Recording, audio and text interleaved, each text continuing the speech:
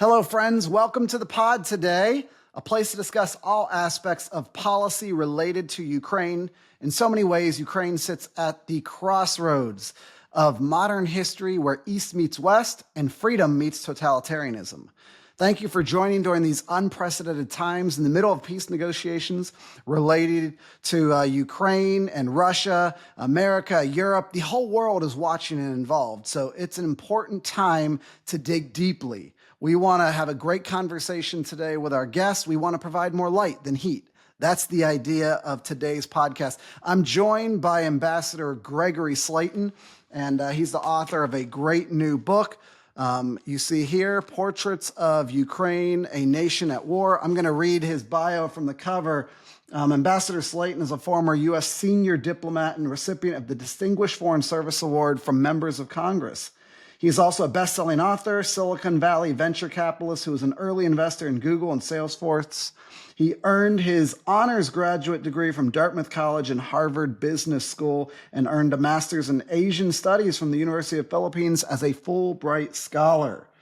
He's been appointed as a visiting professor to many distinguished universities around the world. He is chairman of Slayton Capital and Family First Global. In 2024, they served more than 10 million families, at-risk families, in some of the most challenging places in the world. So please check out this great book. We're going to talk about that extensively. But first, Ambassador, I didn't want to bury the lead. I really wanted to start off with what's happening in these negotiations. We saw recently there's been this discussion of a 30-day ceasefire that Ukraine had agreed to. President Trump took that to Vladimir Putin and received some type of agreement. It seems like there is a first step taken. How do you view that? Unpack that for those folks that are joining us today. Well, first of all, let me say thank you, Gary. It's great to be with you on the show. You and I have been friends for a long time, and I appreciate what you're doing on this podcast and in so many ways to bring, as you say, light, not heat, because there's a tremendous amount of heat around these issues. Now, with respect to your question, I'm very glad to see President Trump driving for peace. My concern is that, like every other president, U.S. president, back to when Vladimir Putin seized power 25 years ago. Remember, he's a dictator who hasn't faced any elections. There's no court system. There's nothing. There's him, and he's the guy who decides. And if you disagree, you're highly likely to be tossed off a 45-story building, which has happened to 42 Russian oligarchs since the invasion of Ukraine. So I'm very worried that, yes, Ukraine has agreed to the ceasefire. Russia has not agreed to the ceasefire. Let's be real clear about that. They have not agreed. They've agreed to some idea that we won't attack certain types of, power infrastructure. Well, guess what? It's mid-March in Ukraine. Winter's over, right? They've been attacking gas and coal-fired power plants all winter long, right? And many Ukrainians have shivered and been dark through very cold winter nights. It's no big deal for Putin to say, well, we're not going to attack, some of the infrastructure. That's not a concession. On the other hand, he's demanding that there be no more weapons sent to Ukraine from anyone, no more information sharing from anyone. He's basically making what, in my mind, are absolutely demands that are not even in the realm of possibility. So that is how I sum up the quote, quote, negotiations so far. Yeah, I take it you see this as a meager first step when he says he won't attack energy infrastructure, because your point is well taken. The Ukrainians will push them through to survive another difficult winter. They were unbowed despite all the attacks on their energy infrastructure. They've survived that. So yes, it's not too difficult for Putin now to say he's going to step back. So it is a step of some type, I think meager, but the question is, what does energy and infrastructure mean? The technical teams are, as of this recording, are mapping out in Saudi Arabia. What does that mean? And infrastructure. what could that mean? Yeah. And could that be an actual positive first step? I guess trust but verify comes to mind once again. Well, that's absolutely right. Reagan very clearly stated, you want peace, prepare for war. And trust but verify comes from President Reagan. So I think with Vladimir Putin, we've learned our lesson. Every single president from my former boss, President George W. Bush, wonderful guy, but unfortunately, you remember, looked into Putin's eyes and said, this is a man we can trust. Well, he wasn't the only president to make that mistake. Right. Every single one has said, oh, we're going to do a reset with Russia. We're going to have new relations with Russia. And every single time we've been fooled, right? Even today, Russia's hybrid warfare in Europe and in North America is going on full speed ahead. And the book talks about this. I mean, we wrote this book to really bring forward the truth about Ukraine, its history, its culture, its people, etc., but also about the Russian invasion and what Russia has been doing for many years. It's not just the last 3 years, as you know better than anyone, Gary, since, at least since 2012. You've seen this hybrid warfare, and the Kremlin is spending over $1.2 billion a year on information warfare. So a lot of the stuff you hear, NATO started the war, not you, but a lot of stuff people hear. NATO started the war, Ukraine started the war, Zelensky's a crook, everybody's corrupt. Yeah, there is some corruption in Ukraine. Absolutely. Unfortunately, there's some corruption in the United States, but much of that is information warfare from our enemies in the Kremlin, and we have to remember that. Yeah, great point. One more question as a follow-up before we dig into the book in a deeper way. When it comes to these security guarantees that Ukraine is seeking, it felt like we were at this spot where it was all about a minerals deal and a way to really have the U.S. and Ukraine partnered, and that in essence would be a security guarantee. Now President Trump threw out there have the U.S. manage these nuclear and energy facilities, including probably the biggest gem of them all, the Zaporizhia power plant nuclear station. Would that in essence be another way to get at this security guarantee?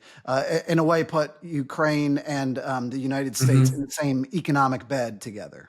Yes. Well, I certainly hope so, right? How does Putin react? It's hard to know, right? And the problem, of course, is that Putin is not above dressing up some of his own troops in other colors, right? And we've seen this. I mean, remember the Malaysian airliner that was shot down by a Russian anti-aircraft, right? Being used by separatists, right? Anti-Ukrainian separatists. So I think we have to be very careful. I was very much in favor of the minerals deal. In fact, I was in Kiev the Monday before to to mark the very somber third anniversary of the Russian invasion. And that was the launch date, February 24th of our book. And then a week later, I was in Washington to watch that disastrous press conference, which was really unfortunate. And I'm not casting blame. There were mistakes on both sides. But the point is, I like President Trump's idea. Get American boots on the ground. Get Americans involved in Ukraine in a profitable, positive way, helping Ukrainians. And I think that is an excellent step forward. Yep. Fabulous. All right. Let's talk a little bit more about the book. As we mentioned, all of this in terms of proceeds, if folks go on Amazon or wherever buy it, it's going to go back to Ukrainian charities. That's powerful as part of your vision. But tell us more about how this came to be, how this project happened. And I just have to say, congratulations. It's tremendous. I've been working through it for the past couple of weeks. Thank you, Gary. I really appreciate it. Since very early in the war, we joined together with some other small faith-based organizations who love Ukraine. And we started shipping primarily food, but also small medical supplies, simple medical supplies from our base outside Warsaw into the war zones of eastern and southern Ukraine.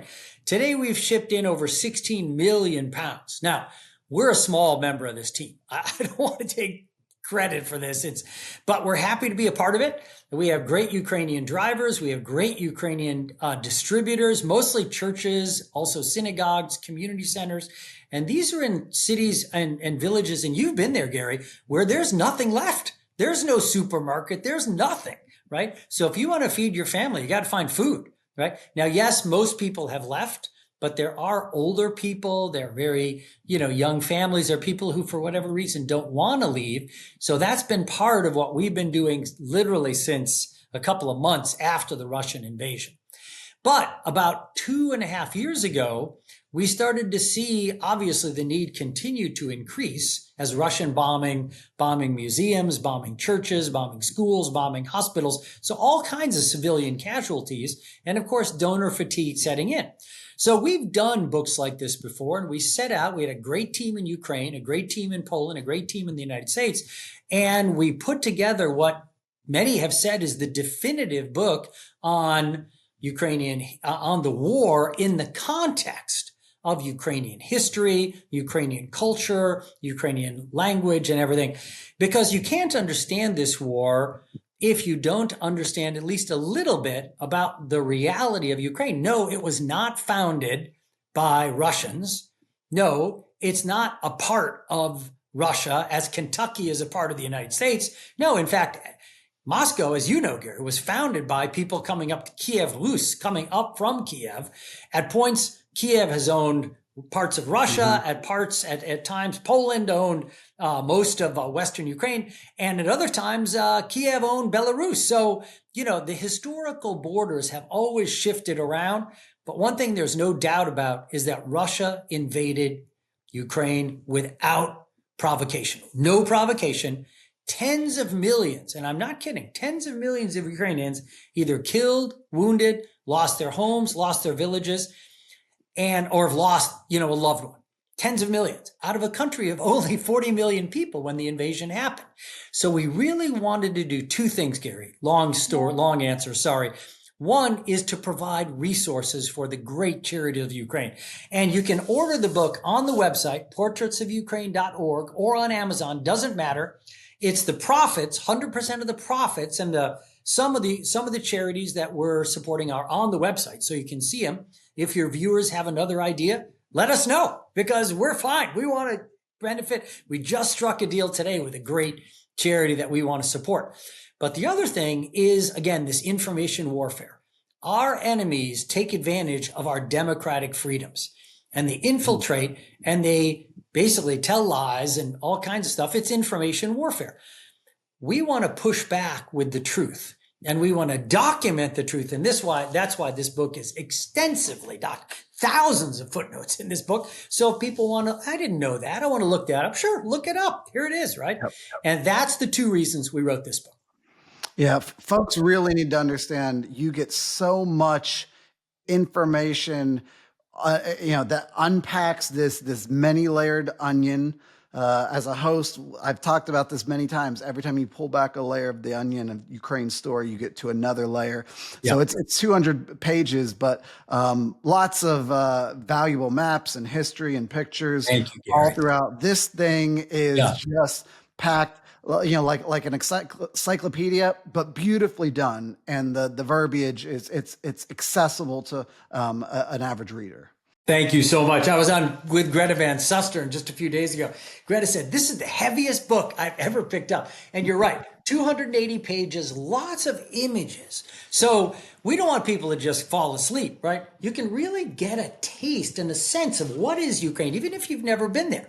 Get a sense of who the people are. And anyway, there's even a cooking recipe on borscht if you really want to get a taste of Ukraine. Yeah, one of the most famous chefs in Ukraine was kind enough to participate in the book, and the Russians actually sued him and said, no, borscht is our thing. It has nothing to do with Ukraine, which of course is more garbage. And anyway, it's a fun book. There is a whole chapter called Voices of Ukraine that focuses on the people of Ukraine today and what they've gone through. A wife who lost her husband, two young children, a lot of stories like that, that really brings home the pain and the difficulties of this brutal war. Yep, absolutely. Well, one thing that I noted in there, as an American, we're more familiar with maybe the last 100 years of history, and just within kind of this Soviet context, understanding there's always been this push by the Soviets in many ways to erase Ukrainian culture and history. They Totally. even banned the Ukrainian language going back to Lenin's time, and then Right. of course.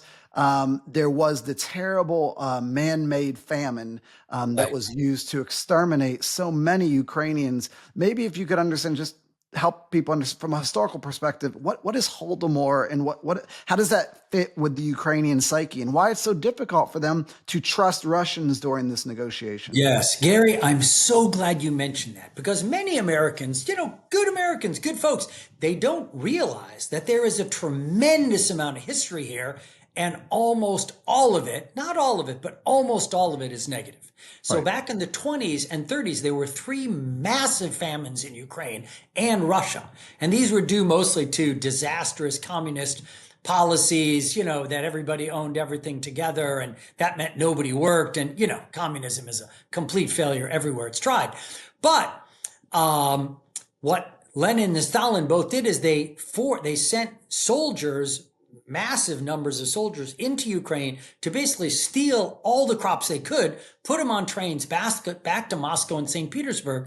And we're talking about at least 7 million Ukrainians that died in the famines of the two famines in the 20s, and these were all man-made, and then the huge Holodomor, which you mentioned in 1932-33, which again, nobody really knows how many Right. millions of people, but it was Estimates maybe definitely, 4 million, but it could be much yeah, more. 4 million in that alone. Forget about the two Right. earlier in the 20s. And it was definitely, in my humble opinion, and many historians who have studied this extensively, it was genocide. It was one of the earliest cases of mass genocide. And Ukrainians haven't forgotten that. That was their great grandparents' time. But these stories about, your uncle, your aunt, all died, they were all starved to death. You look at the pictures. I mean, it's horrific, right? Bodies stacked. It's like a Mhm. concentration camp. Bodies just stacked on top of each other because Stalin and Lenin stole all the food. That's exactly Right. what happened. People don't forget that. Yeah. So we're at this anniversary, just over 11 years to the day since Putin illegally annexed Crimea. Yeah. That was really the first calculated Yeah. military operation that then led to the full-scale invasion a little Yeah. more than 3 years ago. Yeah. So we have this in the backdrop, and during the time Trump was in office the first time, there was no expansion. There were no new efforts. So clearly, Putin looked at President Trump maybe differently than he did Obama and Biden when he began these escalations in earnest. So, on the positive side, do we think that strength is going to be strength that can turn into a positive negotiation for the Ukrainian people? I know it's a difficult thing to watch President Trump at work. The Ukrainian people have to be a little bit wary of his deal-making side, whether it's going to end up well for them. But I have to say, the past is predicate, and you'd think nothing happened during when he was president. How do you view that? Well, there's many sides to that story. Yes, Trump, give him credit in Syria. He was the one that unleashed the massive attack on the Russian / Wagner soldiers that decimated an entire army group, right? Because they had attacked an American outpost, and so that's very positive. Yes, you're right. Obama and Biden, and I'm not criticizing being the president of the United States, most difficult job in the world, but they did show weakness. They did show weakness. Biden, especially in Afghanistan, just an out and out disaster. Nobody got fired. I Right. think Joe thought, hey, Mhm. that's a great thing. And it was a disaster. And that showed the Kremlin weakness. And when you're dealing with dictators, weakness is always an invitation to Mhm. disaster. And that's what's happened. So, you know, there were some good things about the Biden administration. I was deeply disappointed in Obama in not just Crimea, but let's remember the South China Sea as the Chinese are turning these little like atolls that are not even above ground during high tide, and now they're Chinese military bases fully armed, right? Those kind of things, you cannot let that kind of stuff happen. And Obama and Biden both did. Now it's up to Trump to clean up the mess. I think he's going to have to show a lot more strength. I personally feel, Gary, that together with our allies, we can dramatically increase the sanctions. We can do a lot. But if we alienate our allies, Canada, for instance, right? But also France, Germany, the UK, why would you alienate your partners in a big fight? To me, it just doesn't make sense. So, Ambassador Gregory Slayton, let me ask you this question. As we're recording, March Madness is in earnest effect. All these basketball teams are trying to go game by game to win the championship. I think you got to win 6 in a row, or if you were a play-in, I think it's maybe 7 in a row. So with that in mind, Trump's foreign policy, he almost has to go game by game. He's trying to, maybe start off winning in Gaza in that situation. Then second game, winning in Iran. Third game, winning in Russia. The stakes keep going up and up. And then finally dealing with China in a championship format, just to use the analogy all the way. Do you buy that, we know all of these are connected and you have to step by step see success. Right. But if Trump has success in Gaza, Putin's going to be paying attention. If he has success dealing with Iran and curtailing them, dealing with the Houthis, he's going to see that. And that would help with the negotiations, even though I feel like right now these negotiations are going to be very drawn out. The Russians are just going to slow walk this all the way. Yeah, of course they are, because it's in their best interest, right? They have the upper hand right now slightly on the military front. Of course, America cutting off weapons and information flows, even for just a few days, that really hurt a lot. Now, back to your March Madness analogy, which is a good one. As you said, a lot of foreign policy is about momentum, right? And I think what Trump's doing with the Houthis is exactly right, okay? You try to bomb an American warship, you try to destroy a friendly, commercial vessel, we will bomb you back into the Stone Age, right? Mm-hmm. And I think, I'm not sure why Biden didn't do that. We had the capacity. And let's talk about Iran for a minute, because if it's the Iran spy ship that we all know is sitting there, which is giving the directions to the Houthis, right? Why that ship is still in existence is, to me, a mystery, right? And let's talk about Iran and Russia. Now, people say, I know there are a small number of people on the far, far right who are saying Putin's a good man, he's a man of faith, all this stuff. Well, okay, I personally completely disagree with that. As the good Lord said, you'll know a person by his fruit. Right. Putin he has assassinated many people in his own land, outside of his own country, over and over and over. He started this war, tens of millions of people suffering anyway. But the point is, who arms Iran? Who supplies Iran? It's Russia. There's China a little bit, but it's by and large Russia. So, and who is arming Hamas, Hezbollah, and the Houthis, right? It's Iran. So ipso facto, Russia is arming and helping our biggest adversaries in the Middle East. So how much of an ally can this guy, Vladimir Putin, really be? Now, to your point, I think Trump gets a few wins, like the Houthis. That shouldn't be too difficult, right? Yeah. Gets a win there. Israel has gone back on the offensive. I'm not an expert in that area, but I understand why they did. And they feel that they need to wipe out Hamas and Hezbollah. I don't disagree. Terrorists who want to kill and rape and bomb civilians, I don't have a lot of sympathy. Right. And don't think for a minute that if they came to America, they wouldn't do the very same thing here. In fact, they do, but anyway, I'm really hoping and praying that President Trump gets some momentum, shows some toughness, right? Shows Putin that, hey, we're not going to walk over and we're not going to wait for years for you to figure out what you want to do, right? And we're not going to sign a peace deal, a ceasefire that allows you to rearm and, attack again at your own convenience, which is what he's done again and again and again, right? The guy's in his mid 70s, right? The rumor is he has Parkinson's. People like that don't change their DNA. They don't change their Right. strategic approach. He's going to keep doing that unless we stand up and say no more.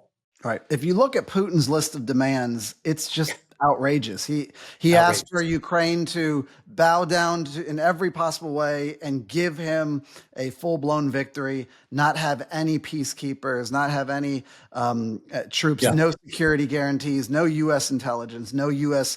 involvement, investment. But from our perspective, what could be done to provide for a just peace seems like in the offing, maybe European peacekeeping troops, British, French, German, Right. a whole menagerie of Right. the coalition of the willing, plus economic investment by the U.S., whether it's minerals deal, energy deal, that provides a full-blown relationship that draws in some level of security as well. Does that sound like the beginnings of a workable solution for Ukraine? I think you're absolutely right, Gary. The problem today is that Putin thinks he's winning. Putin thinks he's fooling Trump and that he tells Trump enough, oh, you're so wonderful, you're the best president in history, all this stuff that we know he says, right? And he just flatters him and butters him up and stuff. And as long as Trump is listening and is saying, well, okay, Vlad, let's work a little bit longer, then Putin, why does Putin need to give up? Why does he need to accept anything, right? But as I said on Fox and Friends just yesterday, the truth is that the Putin regime is at its weakest point in 25 years.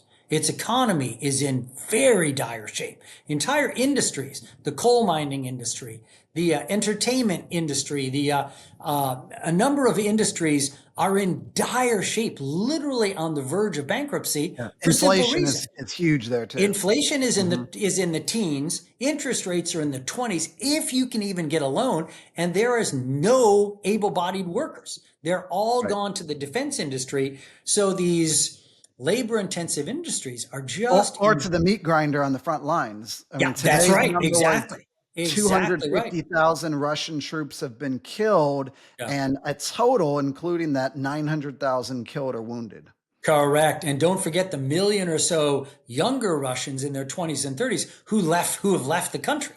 Many of those are never coming back. Life is pretty good in the West, right? Or even in Georgia or wherever they are, right? So it's a demographic disaster. And I truly believe if we hang on and hang tough, that Putin is facing a very dire situation, not just economically, but also militarily. Anytime you need to rely on North Korea and Iran for your missiles and your weapons, that's all you need to know about how close you are to the bottom of the barrel. Right. I was doing some research and reading through General Kellogg's readout from the call between Zelensky and Trump yesterday at the time of this recording. One of the items I was very heartened to again see brought up was the fact that Zelensky and Trump directly talked about the 20,000 plus children that have been abducted and taken back to Russia. And they both agreed that that must be part of the negotiations going forward. President Trump was very clear. So I was glad to see that was previously noted from the Saudi Arabia negotiations. And now again, verbally, they discussed that. Does that also encourage you? I assume so. Oh, very much so. That's not some media myth. That's a fact. And we support, in fact, via the book, we support a couple organizations that are working hard to bring those kidnapped kids back to their Ukrainian families and Ukrainian mothers and fathers. But remember, this is why Vladimir Putin and his secretary, I forgot her name, but Secretary of Child Welfare, are both under indictment by the International Criminal Court. Right. And there's a warrant out for their arrest because these 20,000, and it's more than that, by the way. I think 20,000 is a low estimate. 20,000 children kidnapped, brought to Russia, held in Russia. It's a huge problem. But Russia, in the middle of an epidemic demographic disaster, is not going to let go of those kids unless they're forced to. Yeah, it's vital that this be included. I had a chance when I was in Kyiv in December of visiting one of the places where the rescued children that had been taken by the Russians and Yeah. and also sadly violated by Russian soldiers, had been returned.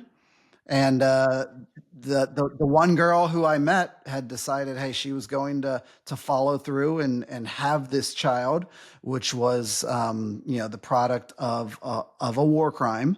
And it's those realities that Yeah. it's fact, and we understand this is something that cannot be forgotten and must never be forgotten, and there must be justice brought to this issue. So I was glad to see that was something Yeah. President Trump spoke to and included. So as we wrap up our time here, I want to let you comment on that.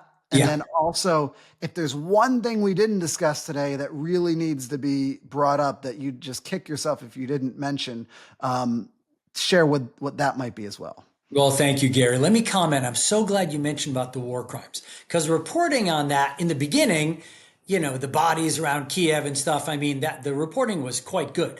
The problem is that is continued, as you know, and Russian war crimes, it's on a mass scale.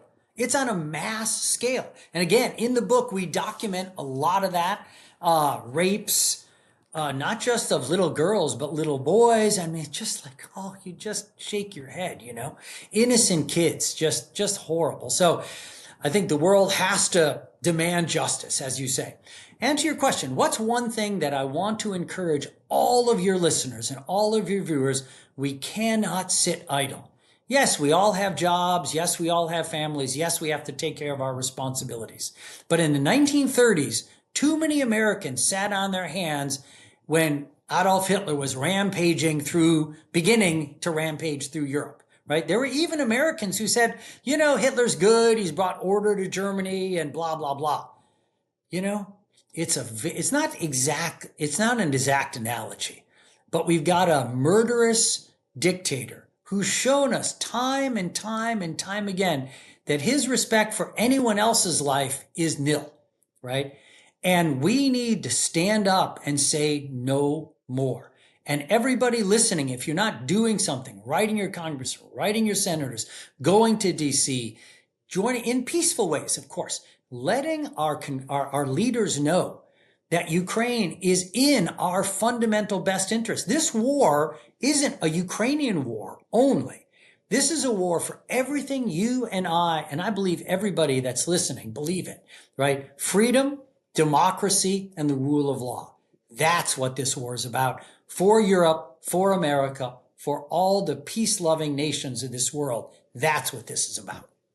Well, that's a poignant place to leave off, Ambassador Slayton. It's been so great to have you today for this discussion, part of the Peace and Power Ukraine pod. And Yes. We will see you all the next time for another great conversation. And we'll all hope for the peace, just peace in Ukraine.